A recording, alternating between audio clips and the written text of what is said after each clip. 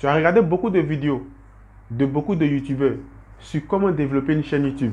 Dans cette vidéo, je vais te donner des conseils et si tu les appliques, tu vas comprendre vraiment beaucoup de choses. L'étape numéro 1, ce que tu dois savoir, c'est que lorsque tu veux te lancer sur Internet, il faut avoir quelque chose que tu connais de manière générale. Donc, je prends un exemple très simple. Ici, c'est ma deuxième chaîne. Sur ma chaîne principale, vous voyez que sur ma chaîne principale, pour ceux qui ne la connaissent pas, c'est Joël Arcy, créateur 3D. Là-bas, je parle des logiciels d'architecture. Et vous allez voir que si tu me contactes sur Instagram, tu vas voir que sur mon Instagram, je poste uniquement des rendus d'architecture. Parce que je suis dans le domaine du bâtiment. Et je donne des formations sur tout ce qui est logiciel d'architecture. Voilà, la 3D. Donc, lorsque tu te lances sur Internet, il faut avoir quelque chose que tu connais. C'est-à-dire qu'il faut avoir un domaine où, de manière générale, tu as une idée sur ce domaine. C'est la base. C'est vrai, vous allez voir que tout le monde, les gens vont vous dire qu'il faut avoir une niche, il faut faire ça, il faut faire ça. Mais le plus important, toi-même, tu maîtrises quoi? Tu connais quoi avant de te lancer sur Internet? C'est l'étape numéro 1 que je vous donne comme conseil. L'étape numéro 2, je vois beaucoup de personnes qui disent qu'ils ne gagnent pas des abonnés. Ils ne gagnent pas des heures de visionnage. Vous devez savoir que si tu regardes ma vidéo, je ne vais pas te montrer des stratégies qui ne vont pas fonctionner, mais je te donne des conseils. Vous devez savoir que lorsque vous allez vous lancer sur Internet, mais sur YouTube de manière générale, les abonnés ne vont pas venir d'un coup. Les heures de visionnage ne vont pas venir d'un coup. Tout ce qui va suivre, c'est des éléments qui ne vont pas apparaître rapidement sur ta page. Mais de manière générale, c'est un processus que tu dois respecter. C'est-à-dire, lorsque tu vas te lancer sur YouTube et que tu as choisi ta niche, des trucs comme ça que tu connais déjà, quand tu vas commencer à poster tes vidéos, au début, personne ne te connaît. Peut-être c'est toi-même, tes amis et quelques personnes de ta famille. Ça s'arrête là. Personne ne te connaît. Donc, c'est normal qu'au début, vous allez voir que la chaîne va stagner. Pour avoir même 10 abonnés, ça sera très difficile. Mais au fur et à mesure que tu vas performer, et c'est ce que beaucoup de youtubeurs appellent la traversée du désert, il y aura un temps où tu vas voir que tu n'auras pas de vues, tu n'auras pas de visionnage. Ça ne bouge pas. Tu as l'impression que rien n'avance. C'est comme ça que YouTube fonctionne. Si vous remarquez très bien, YouTube n'a pas la même manière de fonctionner comme TikTok. Vous allez voir que lorsque tu te lances sur TikTok et que tu postes une première vidéo, automatiquement, du moins, l'algorithme de TikTok va pousser ta première vidéo pour montrer à un public. Et si ta vidéo accroche automatiquement, tu peux avoir 1000, 10 000 facilement sur TikTok. Mais avec YouTube, c'est différent. Donc, premièrement, tu dois avoir une niche. Et quand je parle de niche, quelque chose que tu sais faire. Vous voyez, quelque chose que tu sais faire. Étape numéro 1. Étape numéro 2, il faut poster régulièrement. Vous voyez, tu peux poster lorsque tu es nouveau et que tu te lances sur YouTube, mais sur Internet de manière générale, sur Facebook de manière générale aussi. Il faut poster régulièrement. Dans la semaine, tu peux poster au moins 3 fois ou 4 fois. Moi, je me rappelle, les premières années, quand je me suis lancé sur Internet, je postais presque chaque jour. Voilà, je postais presque chaque jour. Mais après, ça m'a beaucoup fatigué, donc j'ai diminué le rythme à 4 ou 5 vidéos par semaine. Il faut être régulier. Il faut avoir une certaine régularité sur la plateforme. Au fur et à mesure que tu crées tes vidéos, Ça, c'est l'étape numéro 2. L'étape numéro 3, où beaucoup de personnes font vraiment des erreurs, lorsque tu crées du contenu et que tu vois que tu es un nouveau youtubeur, tu t'es lancé sur Internet et que tu as posté des vidéos sur un mois, beaucoup de personnes ne le font pas. Il faut analyser ta chaîne YouTube. Si tu as un compte TikTok, il faut l'analyser. Moi, je fais chaque jour cela. J'analyse. Quand un truc ne fonctionne pas, vous allez voir que je vais essayer un autre truc. De telle sorte que je puisse comprendre pourquoi l'autre fonctionne et pourquoi l'autre ne fonctionne pas. Si tu regardes ma vidéo jusqu'à maintenant, tu vas voir que j'ai réalisé une vidéo, liste des pays éligibles en Afrique. Et j'ai réalisé une autre vidéo, la monétisation, je pense, d'une chaîne YouTube en Afrique, solution, des trucs comme ça. Vous allez voir que les deux vidéos ont performé, mais de manière différente. Une m'a donné plus de vues et l'autre m'a donné moins de vues. Donc automatiquement, ça te donne une idée. Et ça va passer par l'analyse de la chaîne. Et tu vas comprendre vraiment beaucoup de trucs. Donc, il faut analyser tes vidéos. Si tu crées du contenu sur un mois et que tu vois que ces contenus ne performent pas, cela signifie que la vidéo, mais le contenu que tu crées n'intéresse pas un public. Il faudra que le contenu que tu crées intéresse un public. Vous voyez, une fois que ça intéresse un public, vous allez voir que les gens vont venir d'eux-mêmes et automatiquement, ils vont commencer à vous suivre. Étape numéro 3 ou 4, je pense que étape numéro 4 ou 3, de manière générale, vous devez savoir que, comme je le disais au début de la vidéo, vous allez avoir une période qu'on appelle la traversée du désert. Et cette période, c'est la période la plus difficile. Ça peut durer une année, ça peut durer 6 mois, ça peut durer 3 mois, ça peut durer 2 mois, ça peut durer une semaine, ça peut durer 1 mois. Ça dépend de quel type de vidéo que tu réalises. Ça dépend de la niche que tu traites. Ça dépend de ta régularité sur YouTube. Donc, il y aura forcément la traversée du désert. Et vous allez voir que beaucoup de nouveaux YouTubeurs, lorsqu'ils se trouvent dans cette traversée du désert, automatiquement, ils vont abandonner. Pourtant, c'est où tu abandonnes que tu perds tout. Si tu ne lâches rien, que tu continues, tu vois qu'arrivé à un certain moment, tu as l'impression que tu gagnes des abonnés facilement. Mais c'est cette partie qu'on appelle l'effet boule de neige. YouTube maintenant fait son travail. Qu'est-ce qui va se passer? YouTube va dire, ah, mais celui-là, vraiment, il poste, il est là.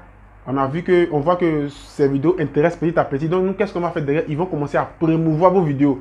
Et vous allez voir que tu peux ne pas poster. Par exemple, sur ma chaîne principale, je ne poste plus comme avant. Je poste quelques vidéos, souvent 2-3 vidéos par semaine, mais souvent une vidéo, des trucs comme ça. Mais vous voyez qu'au fur et à mesure que la chaîne progresse, je peux gagner 500, 600, souvent même 700 abonnés le mois. Vous voyez? Pourtant, au début, c'était difficile parce que YouTube fait son travail. C'est ce qu'on appelle l'effet boule de neige. Donc, ne vous arrêtez pas lorsque vous êtes dans la traversée du désert. C'est la partie la plus compliquée de YouTube. Automatiquement, continuez. Et vous allez voir qu'au fur et à mesure que le truc va avancer, ça va changer juste devant. YouTube va faire le reste directement. Donc, n'oubliez pas ça. Et l'autre élément que j'ai voulu aussi vous dire, lorsque vous, comme je le disais au début de la vidéo, lorsque vous réalisez une vidéo ou même des vidéos sur un mois et que vous avez analysé et que vous voyez que le contenu que vous avez créé n'intéresse pas un public, automatiquement changez de thème. Essayez de changer de niche. Essayez de varier. Changer de niche directement. Vous voyez, cela signifie que ce que tu fais, ça n'intéresse pas une audience. Automatiquement, ne reste pas focalisé là-dessus. Je prends un exemple très simple. Je fais de la cuisine. Je réalise des vidéos de cuisine du moins. Je réalise des vidéos de cuisine et je vois que ces vidéos n'intéressent personne. Je ne vais pas rester sur tout ce qui est cuisine. Mais qu'est-ce que je vais faire? Je vais essayer de changer de thème ou soit je vais varier les contenus. Je vous explique. Sur la chaîne ou bien sur une chaîne que peut-être que tu as lancée, peut-être que ta chaîne parle du business. Vous voyez? Ou bien ta chaîne parle de crypto-monnaie de manière générale. Tu parles de tout ce qui est Shiba Inu. Et tu vois que tout ce qui est Shiba ne t'apporte pas de vues. Sur 1-2 mois, tu ne gagnes pas de vues. Mais ta niche, c'est tout ce qui est crypto-monnaie. Donc, qu'est-ce que toi, tu vas faire? Tu vas varier tes contenus sur tout ce qui est crypto-monnaie. Tu ne vas pas rester seulement sur le Shiba Inu. Tu vas commencer à parler du Shiba. Tu vas commencer à parler de tout ce qui est Ethereum. Tu vas commencer à parler de tout ce qui est crypto-monnaie, c'est-à-dire Bitcoin du moins, excusez. Tu vas commencer à parler des autres crypto-monnaies.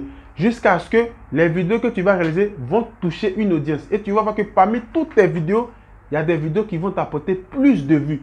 Automatiquement, ce type de vidéo, c'est ce qui intéresse ton public. Et toi, qu'est-ce que tu vas faire derrière? Tu vas commencer à réaliser ce type de vidéos.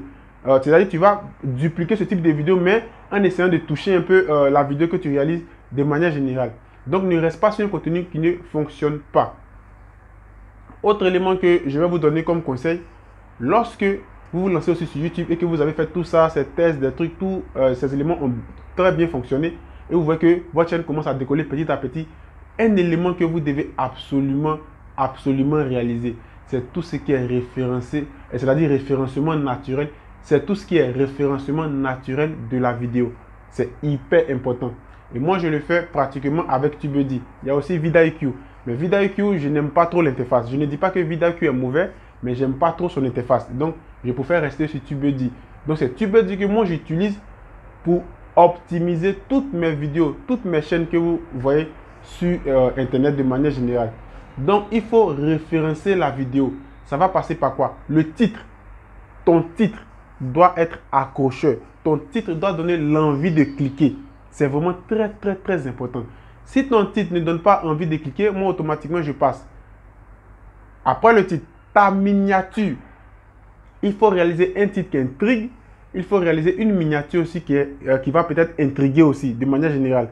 Lorsque tu vas finir de réaliser cela, le titre, la miniature, on va automatiquement attaquer quoi? La description de la vidéo. Ce que tu vas dire dans ta vidéo.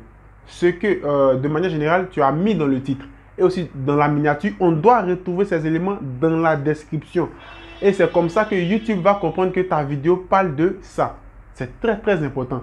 Donc, une fois que tu vas finir de faire tout ce qui est description, tu vas prendre des hashtags. Je prends un exemple. Si ma vidéo parle de cuisine, tous les hashtags que je vais sélectionner, c'est des hashtags qui vont parler uniquement de la cuisine.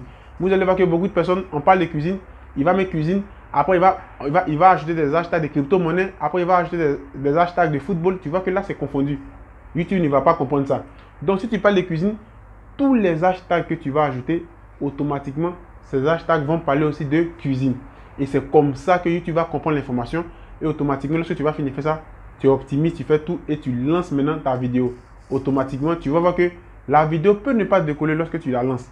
Mais tu vas voir que sur un mois, ou soit sur une semaine, ou même sur 2 mois, ou même sur 3 mois, ou même sur 6 mois, ou même sur 2 jours, ta vidéo risque de ne pas décoller. Mais après, vous allez voir que votre courbe va commencer à se redresser. Vous voyez que votre courbe se redresse petit à petit. Et ça, si tu veux voir ça, il faut toujours partir dans tout ce qui est données analytiques de YouTube, sur des vidéos que tu as postées. Tu vas voir que la courbe commence à se redresser.